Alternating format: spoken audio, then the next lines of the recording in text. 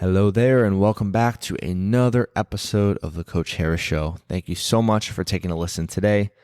I will start off being fully transparent saying that I am a little bit hungry right now. So if you hear me space out, it's because I'm thinking of tacos. Tacos are incredible. I could talk for an hour about tacos, but that's not why you're here. So today we're going to have a kind of lighthearted, smooth episode about what fitness means to me. And this by no means is going to be an exhaustive list or an exhaustive episode because honestly, I haven't given thought right now to every single thing that it means to me. There's been so many different variables and meanings to me over the almost 10 years that I've been involved with fitness. But this is going to be a top of mind, what comes to mind right now for me. And the reason why I think you might enjoy listening to this is because it's not just about me, but I think you will be able to relate to a lot of what I say.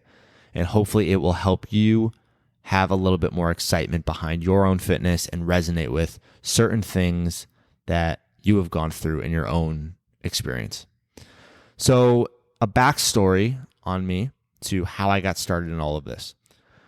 When I was a little kid, I played a lot of sports. I was frankly never good at any of them, or at least just kind of average. I tried everything for a month and then I would stop and go to something else. But the recurring sport that I was really into was baseball. I played baseball for about 10 years. I was all right, but I mean, by any other baseball player standards, not really. I played until I was a sophomore in high school. That was it, my entire youth. And then I basically quit baseball and switched to golf because golf was calling me and I loved the idea of it and I started to get the bug for it. So golf became my main thing for the last couple years of high school, actually last 3 to 4 years of high school.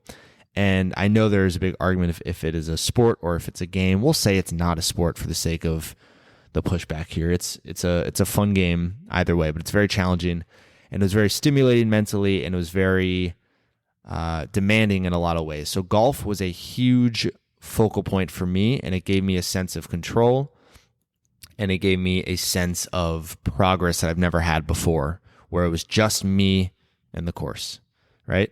And that was great, but there was no fitness involved.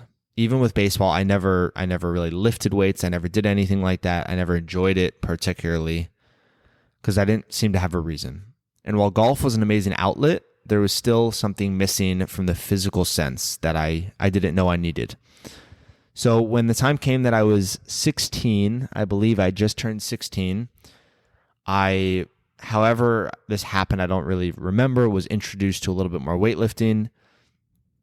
And then I became to kind of research it and get a little bit more interested in what was going on with strength and potentially building my body up because I was extremely insecure at that age, like most 16-year-olds are, but I was frail, I was thin, I weighed 120 pounds soaking wet. My body was just flat, I felt very insecure about that.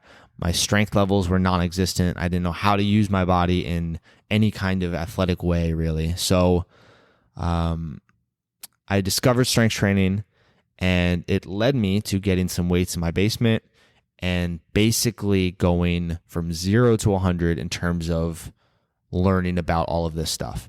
I ended up watching YouTube videos, reading articles, every waking moment that I was not doing schoolwork, which was not a lot, or doing anything else.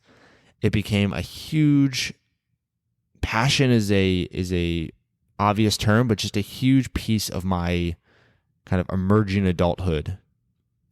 It was a sense of control. It was a sense of structure and a sense of progress like golf was, but in a much more physical way. I knew that if I was having a bad day, if my mental state was in a scattered place, if I was having stress with family or with anything that was going on in my just young 16-year-old brain, I could very, very routinely and without any question, go downstairs, do a warm-up, grab the weights that I did last week, and try that again.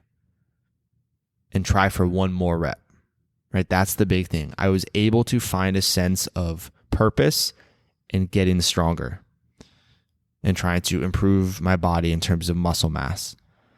Because when all else failed, when everything else felt like it was going to shit and I had nothing else to work for and I was confused on what I cared about or I enjoyed, I could go down and I could try to put on one more rep or to put on 5 more pounds and to try to improve myself in a little bit. And that became really addicting to learn about, to perform, to execute.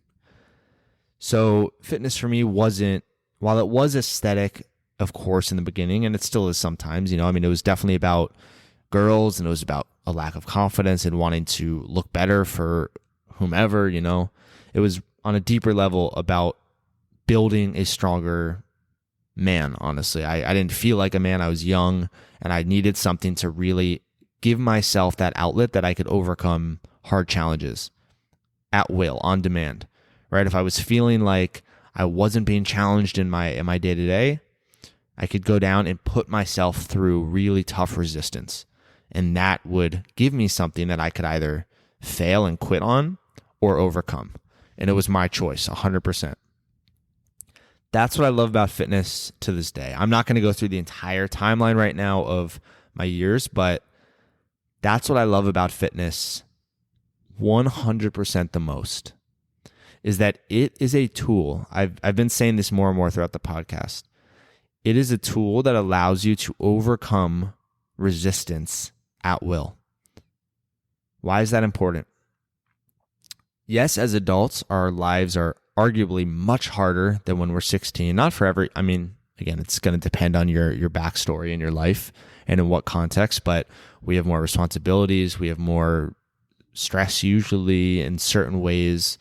We have a lot of stuff going on. So I don't think any sane adult is at loss for things to challenge them in their life. But there's a difference between being challenged by your boss or by family conflicts or by life responsibilities and being challenged by something that is 100% about you, your body, your abilities, and can you lift something or not? Can you push through a really challenging burn or not? Can you have the mental grit to say, this is crushing my lungs, this is crushing my muscles, this feels heavy, this feels tough, but I'm going to persist and I'm going to get through it. Can you do that? So that's why I love fitness and that's why I love strength. Because on good days and during good weeks of my life when I'm feeling amazing, it's still there for me and it's still just a fun, exciting thing that I can use to stay consistent, to build discipline, to, just do the practice. Sometimes it's not even such a thought. I just do it or I attempt to do it. But here's the most important thing. When I'm experiencing the bad days, the bad weeks, the bad months where I feel like my work is messy, I don't feel clear-headed, I don't feel like I'm on the right path, I feel like I'm spinning my wheels, I feel defeated, I feel X, Y, Z, all the stuff that we think about and feel all the time, right? When I'm in those really bad moments, and those moments vary, of course, I know the one thing that no matter what will make me not just feel better, but think clearer, get back to my roots,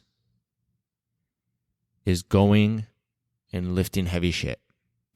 And not just doing a rep and leaving, right? But the idea of getting to a place in a workout or in a set where it's very challenging. And I have to breathe and I have to move athletically and I have to get all of my joints moving again, right? I feel alive. I feel in my body. That's very powerful. It's an interesting kind of side note to think about. I don't think as many people as they should realize just how intertwined the mind and the body are, right? We hear a lot of these ideas. We think about it sometimes, possibly, but I want you to really give a thought to how directly related what we do with our body affects our mind, right? We know the mind affects the body. If you don't want to work out, it's usually, Rather, it's always a mental thing. Maybe your body is hurting, maybe you are injured, maybe there's something going on physically, but that never means that you cannot work out, cannot move. The decision to stand up, start, and train is 100% mental, always, right? That's pretty obvious. We know that if we change our mindset, if we get ourselves excited and motivated mentally, we'll be able to perform more physically.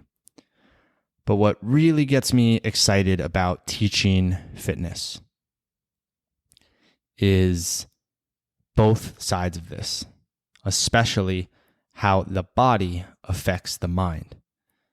How if you are not even thinking about fitness, if you are in a work day, if you're having family issues, if you're having any kind of mental stress or challenge or tension, you can use fitness, use your body, right? Use your muscles, use your joints, use your movement to directly, positively impact your mental state.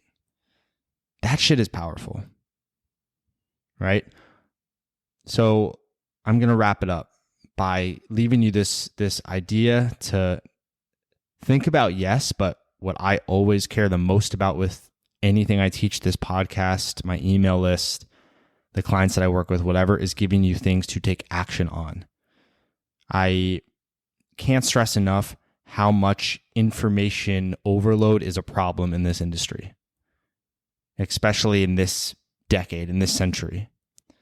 Information's amazing. Education is incredible. But there is never enough of it. I might be saying that wrong, but there's always enough of it. There's always too much of it. Because the best things in life, the best practices in life come from doing and failing and doing and reassessing and doing again.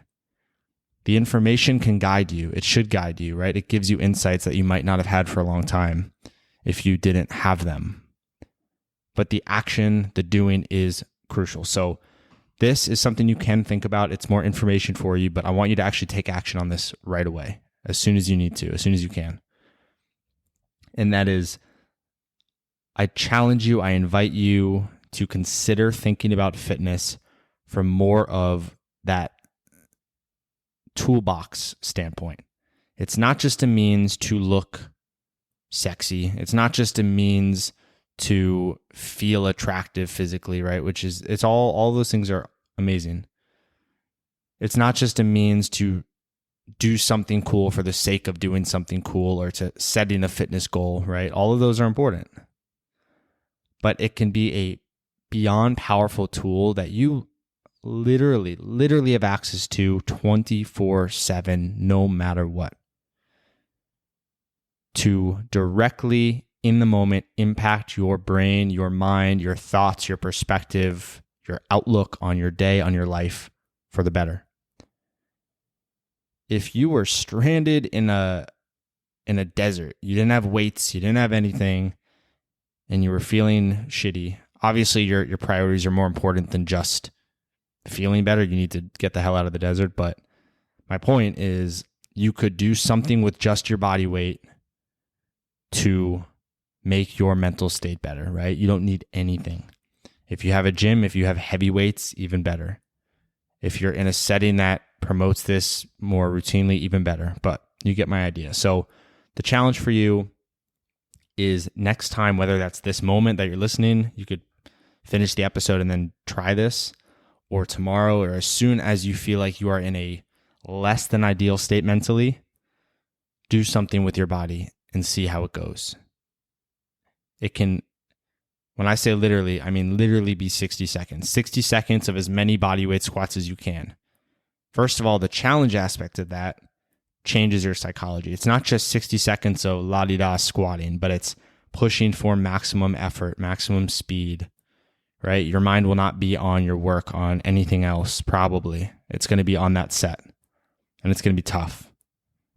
After that, you're going to feel a little more accomplished, a little more alive in your body, right? So try that. If you try it and it helps, I would love for you to reach out to me and let me know. If you are enjoying this podcast, if this is the first one you listened, welcome. I have many, many more to come. I've been putting out episodes almost every day, Monday through Friday. There's been a couple misses, but for the most part, it's been just over a month, and I believe this will be the 22nd episode. So they're coming out frequently. Most of them are going to be 10 to 15 minutes long, just myself, with possibly one, maybe two a week being about an hour with a guest. So if you're enjoying it, if you've already been listening for a while, thank you as well. I would really appreciate, I would mean a great deal to me if you could take a few seconds, go to Apple Podcasts on your phone, leave a review and a rating, leaving your first name. One, because I really want to know who you are. I've had some people leave ratings, which I appreciate greatly, but I had no idea who left them. You can leave some kind of name that I would understand, but for an anonymity purposes, you can keep it brief. And a review would be really nice so I can get some feedback on what I could work on, what you enjoy. That'd be very helpful. It also helps the podcast do better and reach more people, which is the goal. So thank you so much in advance for that. I really appreciate it. I appreciate you, and I will talk to you in the next episode. Have an amazing day. Go get some tacos.